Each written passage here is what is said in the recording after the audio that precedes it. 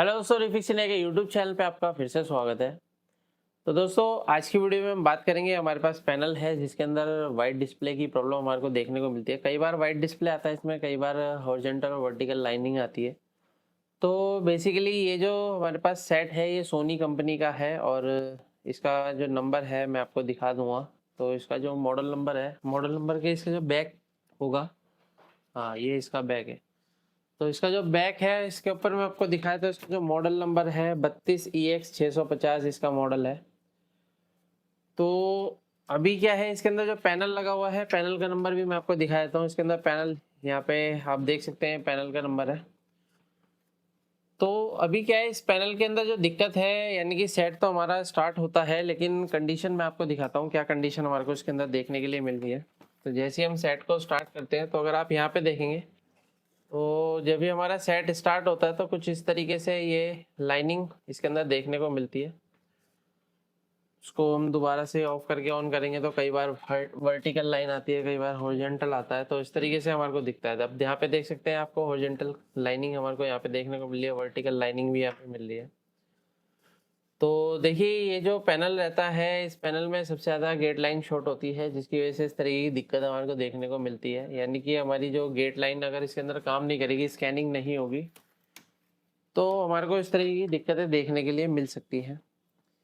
तो अभी क्या है कि फ़िलहाल इस पैनल के अंदर अगर हमारे को चेक करना है तो हम इसके अंदर एक एक एफएफसी निकाल के चेक कर सकते हैं, क्योंकि ये बेसिक टेस्टिंग होती है। इसको हम सबसे पहले करके देखते हैं। तो अभी मैं सेट को ऑफ करता हूँ और यहाँ से अगर आप देखेंगे तो यहाँ पे एक एफएफसी कनेक्टर है, इसको हम यहाँ से निकाल लेते हैं। और कनेक्टर की जो कंडीशन है, बिल्कुल साफ़ सुथरा कनेक्टर है, कोई दिक्कत नहीं है। तो दोबारा से हम इसको स्टार्ट करते हैं और देखते हैं क्या कंडीशन है पैनल की। तो अभी आप ये देखेंगे तो पैनल कंडीशन सेम है, यानी कि यहाँ पे हाफ पे हमारे को डार्क वाइट नज़र आ रहा है, लेकिन यहाँ पे स्लो मोशन हो चुका है। तो दूसरी साइड से करके देखते हैं। कई बार पैनल दोनों साइड से शॉर्ट हो जाते हैं, तब भी इस तरीके की दिक्कत मिलती है।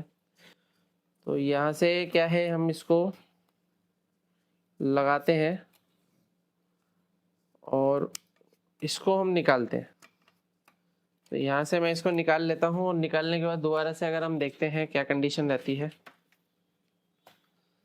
तो प्रॉब्लम देखिए दोस्तों, इसके अंदर दोनों साइड से सेम प्रॉब्लम हमारे को देखने के लिए मिल रही है। यानी कि इधर से भी कोई पिक्चर नहीं बन रही है, लेफ्ट से भी नहीं बन रही है, राइट से भी कोई पिक्चर इसके अंदर नहीं बन रही है।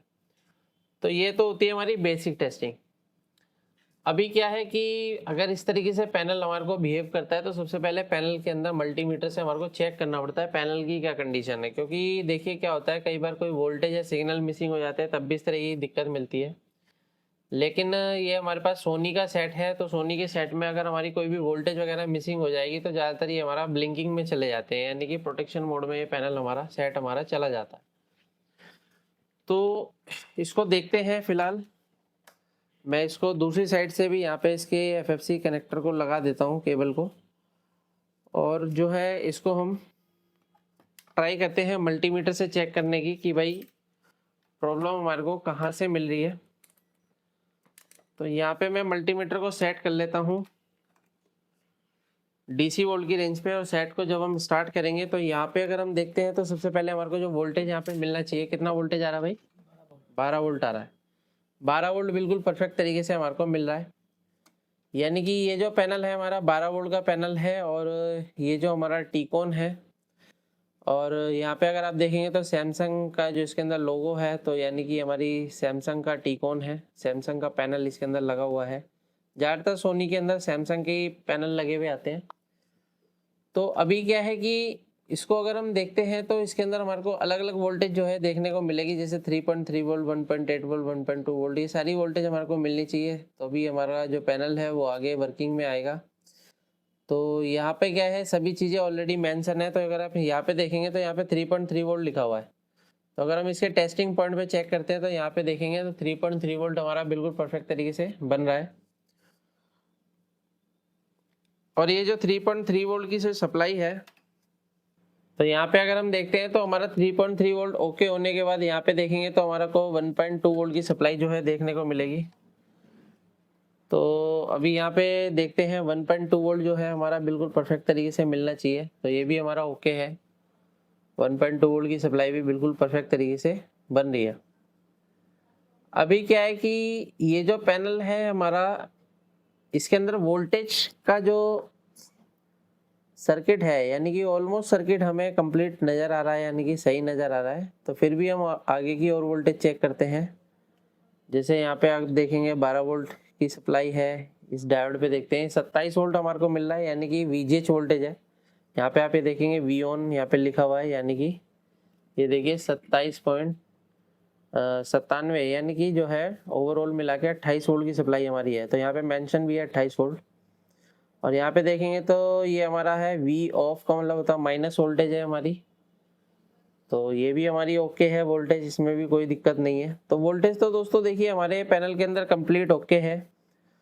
यहाँ पे अगर हम देखेंगे तो ये हमारी टीकॉन आईसी है। कई बार टीकॉन आईसी ओवर हीट होती है तब भी इस तरह की दिक्कत आती है, लेकिन अभी हमारी टीकॉन आईसी नॉर्मल है, ऐसी कोई हीटिंग इसके अंदर नहीं नज़र आ रही है।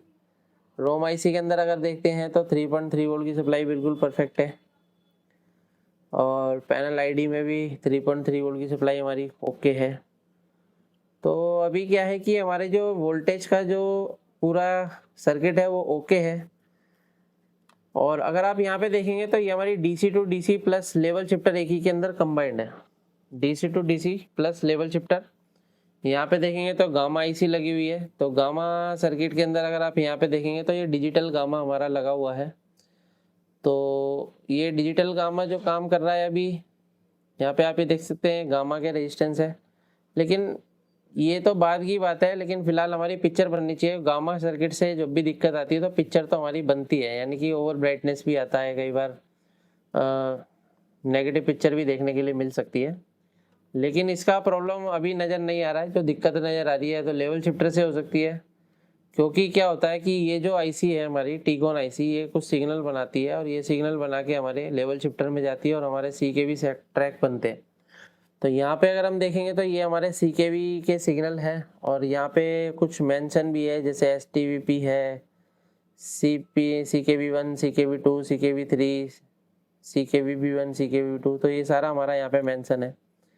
तो अगर हम CKV1 पे देखते हैं तो हमारे को कितना वोल्ट मिल रहा है, 10.5 वोल्ट की सप्लाई मिल रही है, यानी कि ऑलमोस्ट ओके है। यहाँ पे भी देखते हैं 10.59, ये भी ओके है।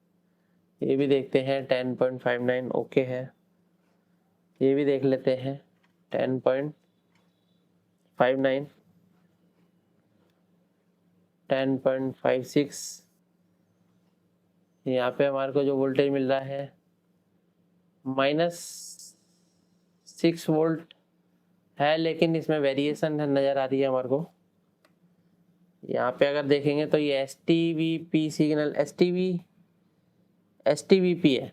तो STVP पे हमारे को जो है वेरिएशन नज़र आ रही है। और यहाँ पे अगर हम देखते हैं तो यहाँ पे जो है हमारा एक है VCST सिग्नल।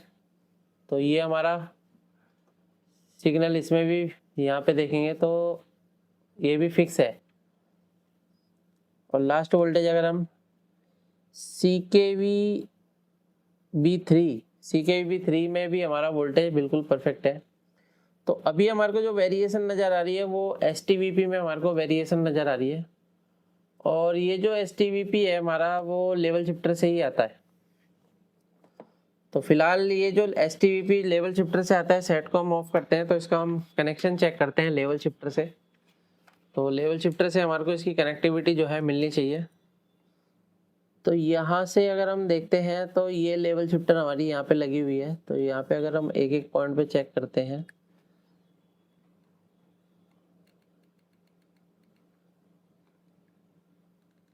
इधर की साइड तो नहीं मिलेगी हमें, यहाँ पे भी नहीं मिलेगी, यहाँ मिल सकती है और यहाँ मिल सकती है।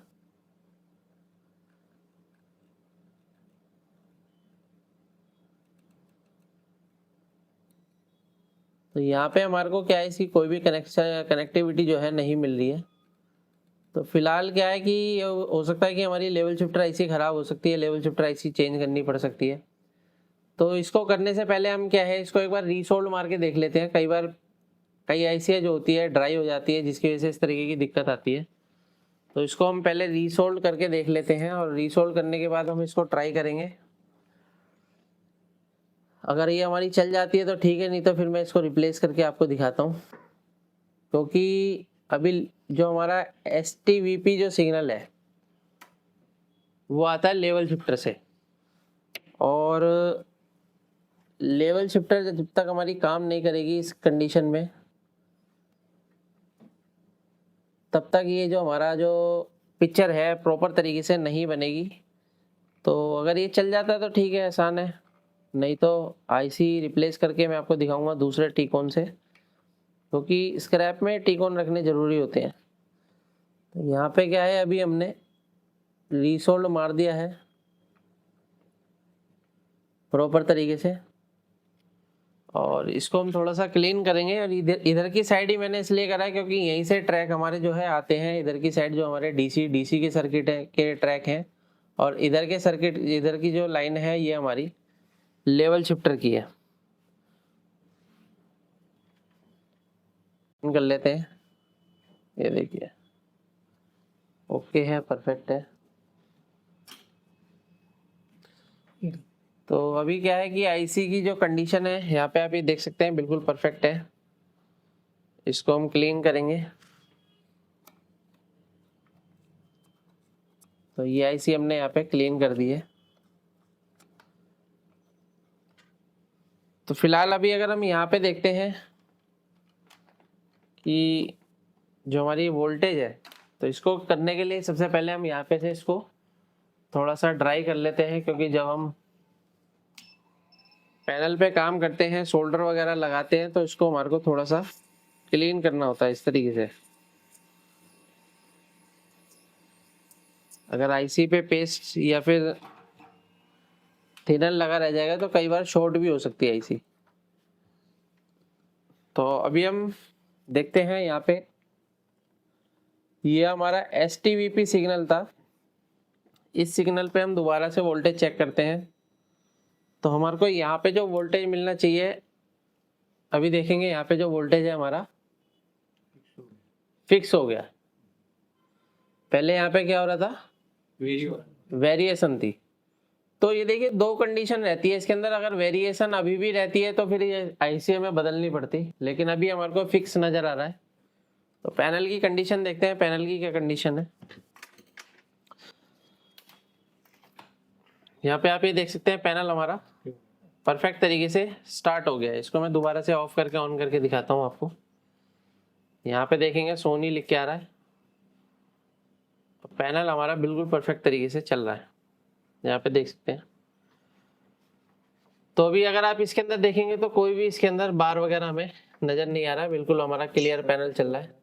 तो इस तरीके से हम किसी भी पैनल को आसान तरीके से रिपेयर कर सकते हैं। अगर आप भी LCD LED TV रिपेयर की ट्रेनिंग लेना चाहते हैं तो नीचे दिए गए कॉन्टैक्ट नंबर पर कॉन्टैक्ट कर सकते हैं। वीडियो आपको पसंद आए तो वीडियो को लाइक करें, शेयर करें, कमेंट करें। Thank you friends.